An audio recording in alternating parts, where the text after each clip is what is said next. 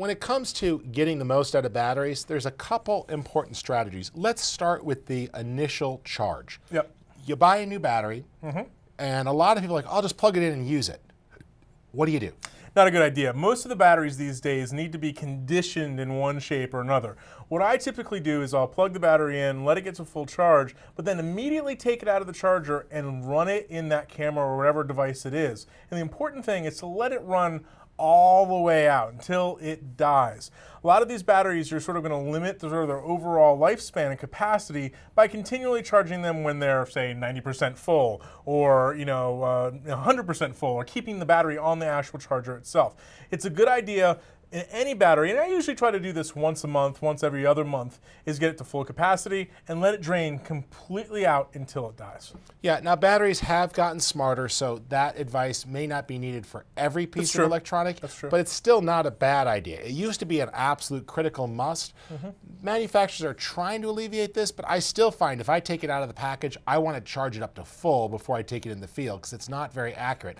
Another thing that's kind of weird is you'll often, especially early on in a battery, get false reports about how full it is or how empty it is. You'll start getting that warning, much like the inkjet printer, it's almost empty, it's almost empty. If you can, run it down. Now the hard part is you're on set. You don't want it to run out in the middle of a take, because if it runs out in the middle of a take, well, that kind of sucks because you lost that take. Yeah, that's true. And I've actually found, especially early on in the lifespan of batteries, that the battery meter on the actual camera itself is not all that accurate sometimes. Where I've actually found the most accurate metering to be is on the charger itself. I don't know why that is necessarily, but I've gotten reports where the camera was telling me that the battery is a quarter full. I put it into the charger and it's telling me that it's half full. Yeah, and so that Nikon charger just says charging or full, but the one we have here from Canon does have a status indicator. Different chargers will have different options. Now, that's when you take the battery out of the package and you want to sort of condition it to get it used. If you need to on set, if you have an extra camera body, you could pop that almost empty battery in and drain it all the way, then start to charge it up.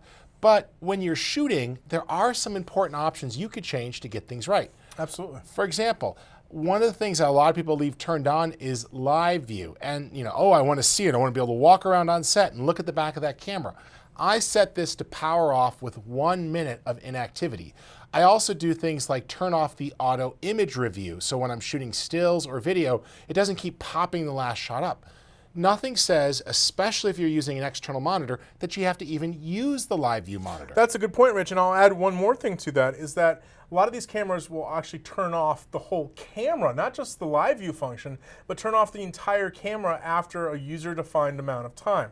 So if you're in the middle of, say, a set change or a prop change or a wardrobe change, and you're not actually using the camera, and if you're anything like me, you probably actually forget to turn it off. After, say, 5 or 10 minutes, you can say, hey, power down everything, and it will turn off the camera and saving you some critical battery time. Yeah, I actually tend to set mine to a 1 minute auto shut off or a 2 minute. It really depends on the style of shooting. It's up to you, but you want to get that. So make sure and even consider turning down the brightness. Remember, I do not trust the brightness on the camera monitor for really anything.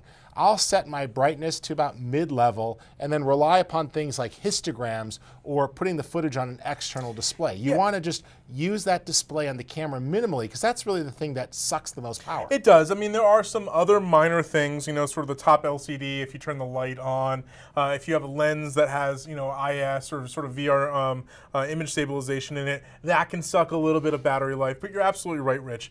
The back of the LCD in live view mode is going to be your biggest consumer. Now, the other thing to keep in mind too, I think is a really good point that a lot of people don't realize, and you brought up just a second ago, is that playback and review does spend some power, because not only are you using the back of the camera and the LCD here, but you're also hitting that memory card, which requires some power as well. So, I know you want to always go out there and sort of get, review and sort of see what you got, but don't spend, countless minutes and hours reviewing stuff and then expect your battery to be at full charge. Oftentimes what we'll do on the set is sort of take that memory card out, move it over to a laptop station so we can ingest it and review there, so we're not sucking out extra battery power out of the camera itself. So it's all in strategies to manage. Remember, you can always plug the camera in if there's an outlet available.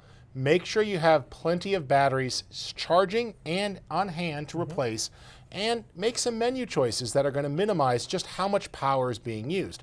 With some intelligent decisions and workflow, you could dramatically extend the life of the camera, making sure that you actually have power when it comes time to get the shot.